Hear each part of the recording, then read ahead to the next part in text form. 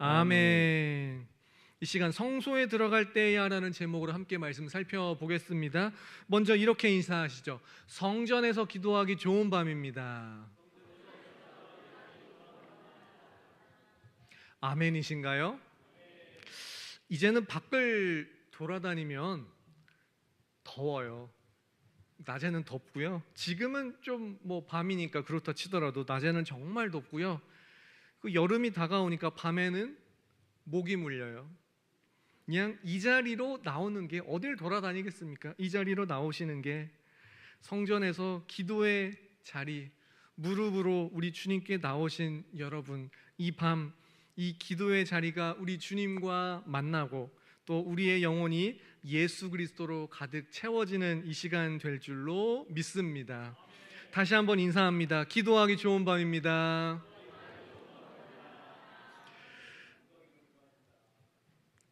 말씀을 살펴보죠. 18세기에 스코틀랜드 출신 철학자 데이비드 흉이라는 사람이 있었습니다. 철학자입니다. 철학 분야, 이 철학사적으로는 상당히 비중이 있는 인물입니다.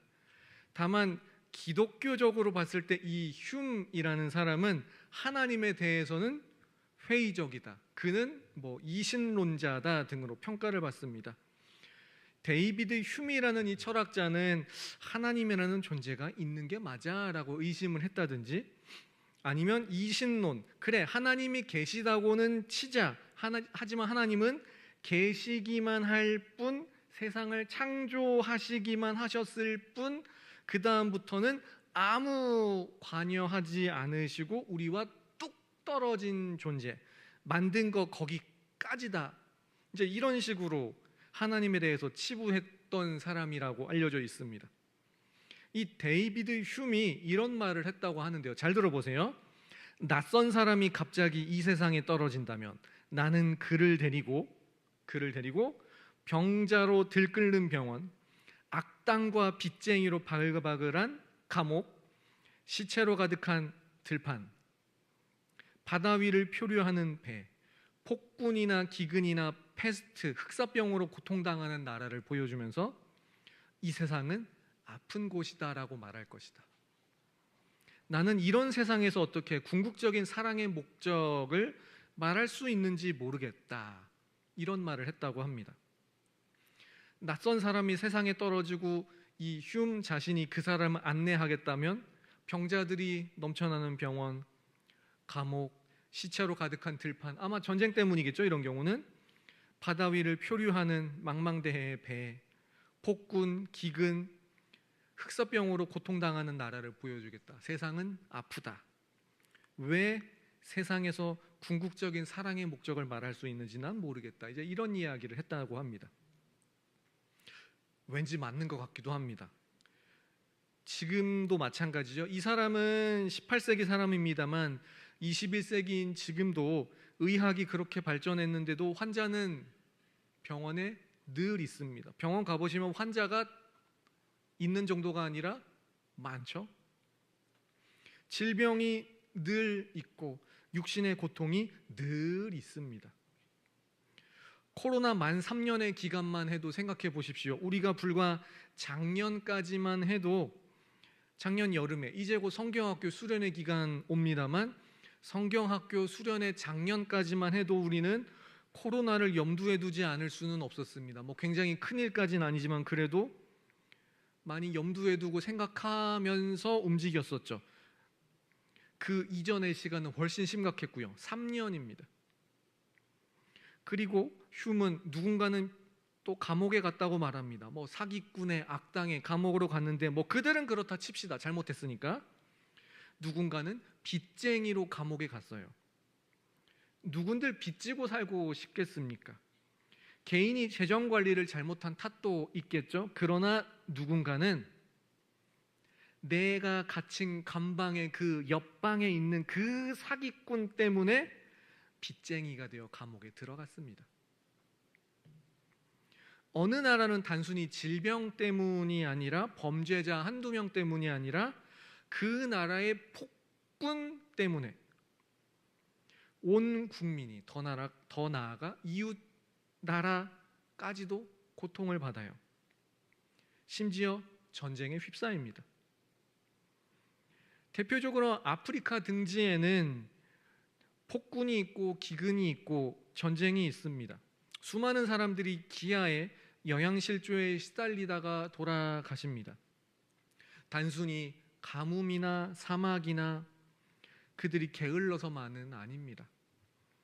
사람의 악함 때문이고 누군가는 계속 자신의 권력만을 추구하기 때문입니다. 이 밤에 기도의 자리로 오신 경건하신 그리스도인 여러분, 이 밤이 정말 기도하기 좋은 밤입니까? 아니면 사실은 기도할 수밖에 없는 밤입니까? 누군가는 본인 혹은 가족의 그 육신의 질병과 그에 따른 고통 때문에, 누군가는 어떠한 나의 억울함 때문에, 누군가는 내가 도저히 어떻게 할 수 없는 타인과의 관계의 문제, 자녀를, 부모를 어떻게 할 수 없어서 아니 다 되었고 제발 나를 변화시켜 달라고, 혹시 그런 처절함을 안고 이 자리에 오시진 않으셨습니까? 여러분들께서는 하나님께 오늘 이 밤에 너무 감사해서 룰루랄라 하는 마음으로 이 자리에 오셨나요? 아니면 늘 그렇듯 습관처럼 오셨나요? 아니면 하나님, 제가 하나님을 안 믿는 건 아니지만 제가 언제까지 이러고 살아야 하는 겁니까? 라는 마치 야곱이 하나님과 처절하게 씨름한 것처럼 그런 처절함으로 오셨습니까? 그것도 아니라면 세상에서 이리저리 방황하고 이제는 지쳐서 힘없이 이 자리로 오셨습니까? 만약 방금 말씀드린 세 번째 혹은 네 번째의 경우라면 오늘 시편 73편의 말씀에 한번 귀 기울여 보시기 바랍니다. 물론 오늘 말씀을 통해 완벽한 해답을 얻을 수만은 없습니다만, 다만 오늘의 말씀을 통해 우리에게 주어진 이 기도의 자리만큼은 끝까지 지켜낼 수 있기를 소망합니다. 오늘 본문인 이 시편 73편은 어느 정도는 욥기나 하박국서와도 닮아 있습니다. 시편 73편의 저자인 아삽의 삶에 어떤 고통이 있는지는 알 수 없지만 그에게는 고통이 있고, 반면에 아삽의 주변의 악인들은 살아도 너무 잘 살아요. 이 정도로까지 잘 살았다고 합니다. 시편 73편 2절부터 5절까지 말씀 함께 읽겠습니다. 시작. 나는 거의 넘어질 뻔했고 나의 걸음이 미끄러질 뻔하였으니 이는 내가 악인의 형통함을 보고 오만한 자를 질투하였음이로다. 그들은 죽을 때에도 고통이 없고 그 힘이 강건하며 사람들이 당하는 고난이 그들에게는 없고 사람들이 당하는 재앙도 그들에게는 없나니. 아멘. 먼저 2절과 3절은 소위 말하는 내가 저 나쁜 사람 때문에, 악인들 때문에 내가 시험에 들었어 라는 내용입니다. 2절 3절이 그렇습니다. 그 악인들 때문에 나는 거의 넘어질 뻔했고 미끄러질 뻔했다. 그 악인들의 형통함을 보니 질투가 난다라고 했고요. 그리고 4절을 시작으로 무려 12절까지 시편 73편의 거의 3분의 1에 가까운 분량입니다. 4절부터 12절까지는 악인들이 형통함에 대한 구체적인 진술 내지는 묘사입니다. 악인들의 형통하다라는 게 이런 모습 저런 모습이다라는 게 적지 않은 비중을 차지합니다. 그만큼 유난히 지켜봤다라는 건데요. 그 중에 시작인 이 4절, 그 시작부터 이미 우리 믿는 사람들의 힘이 쏙 빠지게 만들며 시작을 합니다. 그들은 죽을 때에도 고통이 없고 그 힘이 강건하며, 죽을 때 최후의 순간에 고통이 없다, 오히려 힘이 강건하다. 세번역 성경은 이 4절을 이렇게 번역했습니다. 제가 읽어드리면 그들은 죽을 때에도 고통이 없으며 몸은 멀쩡하고 윤기까지 흐른다. 악인들이 아무리 잘 나가도 우리가 옆에서 이렇게 지켜보면서 그래도 저 사람들 인생의 말년에는 심판을 받으리라. 저들이 결코 곱게 죽지 못하리라. 그나마 기대하는 게 좀 이런 최후이지 않습니까? 근데 그들은 죽을 때에도 고통이 없다. 죽기 직전까지 오히려 그 힘이 강건하다. 흔히들 말하는 죽기 전에 오래 고생하지 않고 평안히 죽는 상태. 누가요? 우리 가족의 누구? 우리 교회 누구가 아니라 악인들이요. 하나님과 상관없이 지내는 사람들이요.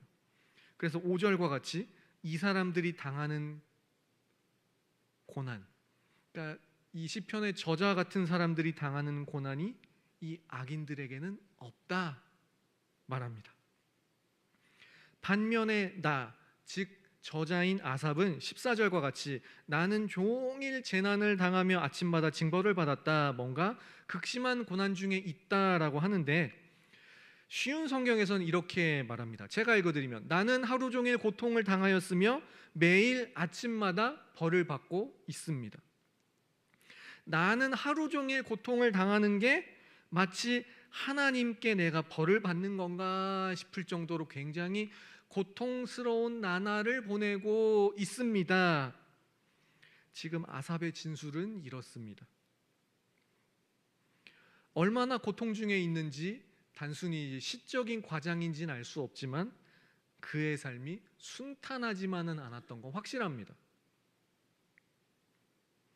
이게 더구나 내 주변에 있는 악인들과 서로 비교를 해보니 그들은 인생의 마지막 순간까지 쭉 행복하다가 마지막 순간까지도 행복한 그들을 보면 더 아파요. 그래서 13절에서는 내가 내 마음을 깨끗하게 하며 손을 씻어 무죄하게 한 게 실로 헛되다 한탄합니다. 방금의 이 13절을 새번역 성경으로 읽으면 뜻이 더 분명해집니다. 제가 읽어드리면 이렇다면 내가 깨끗한 마음으로 살아온 것과 내 손으로 죄를 짓지 않고 깨끗하게 살아온 것이 허사라는 말인가 한탄합니다. 나는 부족하지만 그래도 내 나름대로는 열심히 주를 위해 산다고 살았는데 저 하나님과 아무 상관없이 행복하게 지내는 사람들을 보니 그래도 내 나름대로는 하나님 앞에서 깨끗하게 산다고 산 이 애쓴 시간들이 다 허사란 말인가? 한탄합니다. 이 밤 성소에 나오신 성도 여러분, 여러분은 어떻습니까?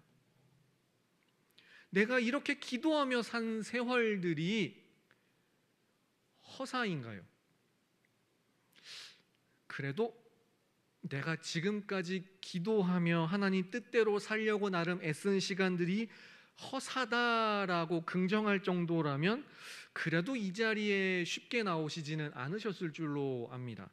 다만 우리의 마음도 아삽의 마음도 딱 이렇지 않을까 생각이 드는데요. 시편 73편 15절과 16절을 우리 새번역 성경으로 함께 읽어보겠습니다. 시작.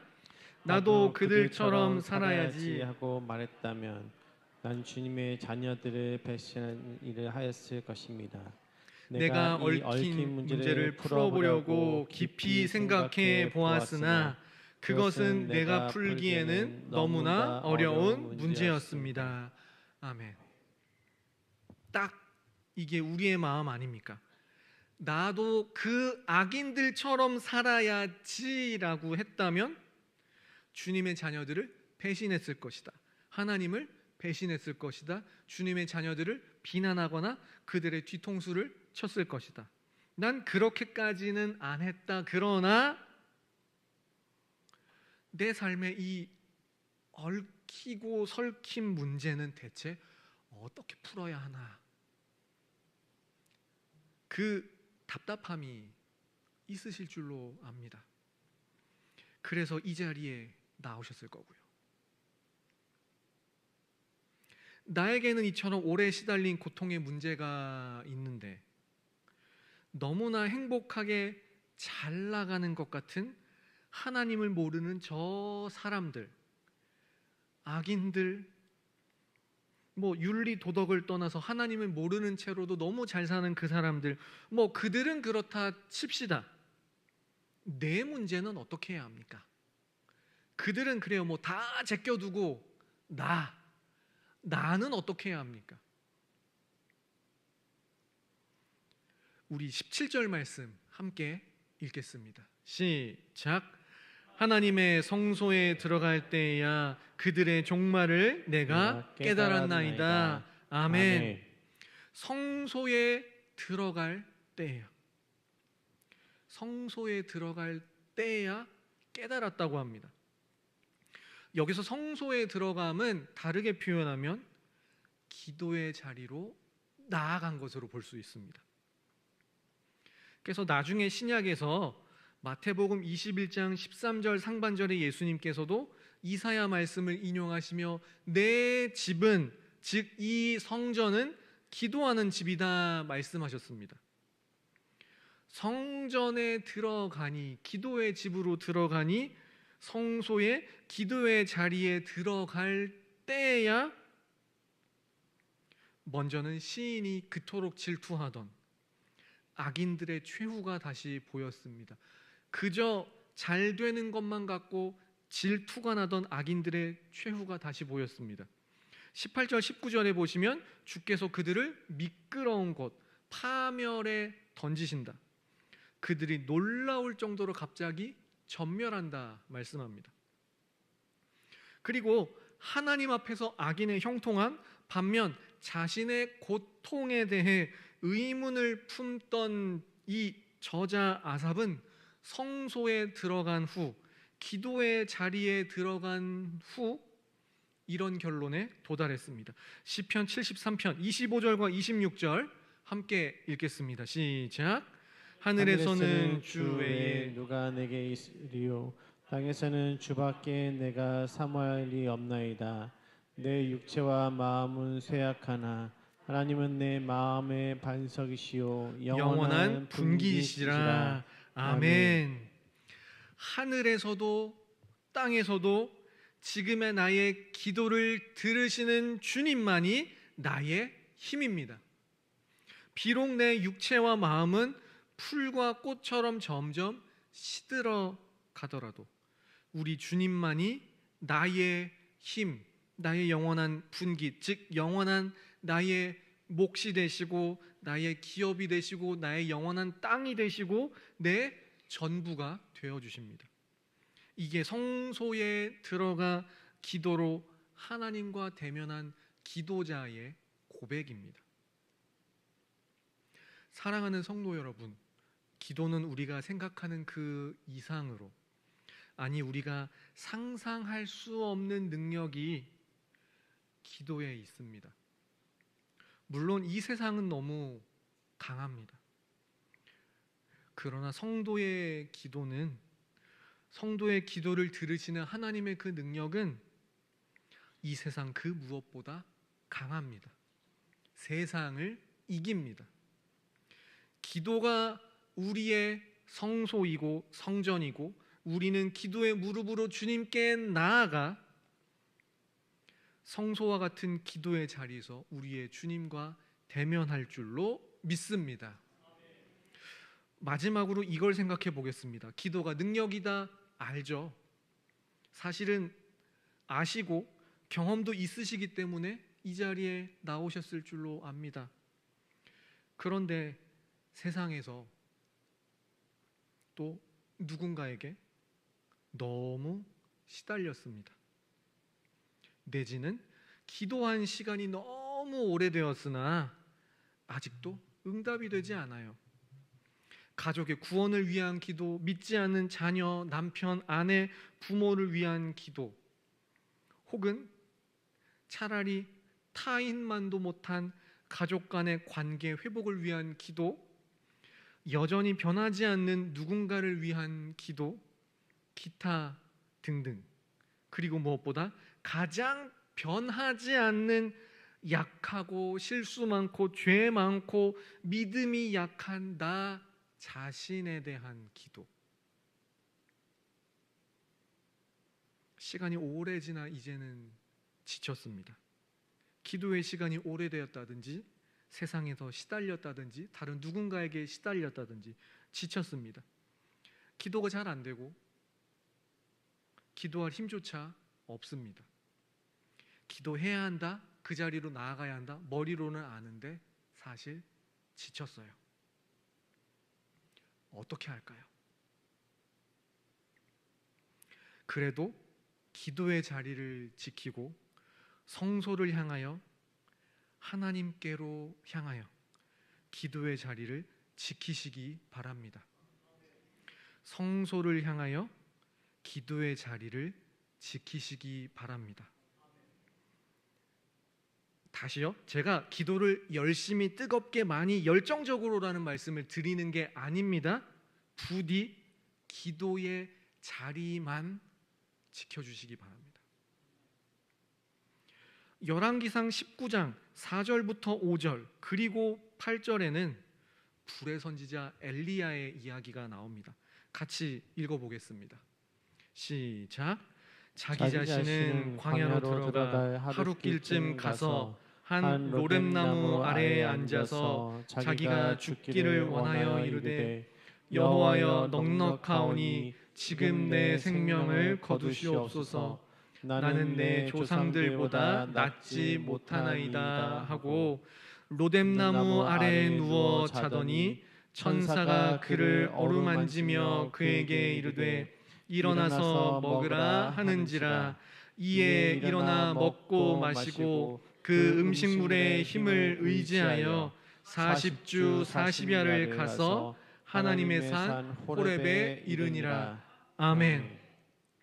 엘리야가 이 불의 선지자 엘리야가 갈멜산에서 대승을 거둔 직후 예상치 못한, 오히려 엘리야에게 반발하며 너를 죽이겠다 그렇게 맹세한다라고 하는 이 이세벨의 반응에 북이스라엘 북쪽 사람인 선지자 엘리야는 저 남쪽 나라를 바꿔서 남유다로, 남유다 중에서도 가장 최남단인 브엘세바로, 그 브엘세바에서도 다시 남쪽 광야로 쑥 들어갔습니다.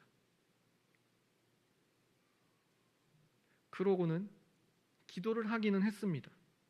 기도의 내용은 지금이 딱 좋습니다. 죽여주세요. 이세벨의 예상 밖의 반응, 무엇보다 사역하다 지친 불의 선지자 엘리야가 이제는 그 불이 꺼져 정작 하는 기도는 내 생명을 걷어달라, 죽여달라는 것이었습니다. 기도를 하기는 했죠. 잘 생각해 봅시다. 하나님 죽여 주시옵소서. 내 생명을 가져가 주옵소서. 불의 선지자 엘리야가 이런 기도를 얼마나 열정적으로 했을까요? 그럴 리가 없겠죠. 주님, 지쳤습니다. 내 생명 가져가시고 나 이제 그만 쉬게 해주세요. 기도 끝. 이러고는 내내 잠만 잔 것으로 보입니다. 한두 마디 내 생명을 가져가 달라 그러고는 지쳐서 잠만 자고, 잠이 깨면 또 이기도 했겠죠. 한두 마디 내 생명 가져가 주세요. 죽여주세요. 뭐 이런 기도가 다 있나 싶으실지, 아니면 나도 이런 경험 있어 라고 생각하실지 모르겠습니다. 이 기도는 응답되었습니다. 엘리야의 바람과 반대로요. 천사가 엘리야에게 떡과 물을 주고 또 한 번 떡과 물을 주어 그를 회복시키고 그 힘으로 40일에 걸쳐 호렙산까지 가서 하나님과 대면하게 했습니다. 그 대면함으로 엘리야는 오히려 생명을 내드리는 대신 거꾸로 하나님께 새로운 사명을 받아 사역 2막을 시작했죠. 기도의 한숨조차도 성소에서의 눈물을 보시고 한숨 소리를 우리 주님께서 들으시기에 기도의 자리에 있는 것, 그것이 우리의 힘인 줄로 믿습니다. 이제는 세상의 절망과 소란과 고통 너머에 계시는 하나님을 바라보며 성소와 같은 나의 기도의 자리에서 기도의 무릎으로 주님과 대면하는 이 밤 되기를 소망합니다. 이 시간 함께 시선 찬양으로 올려드리겠습니다.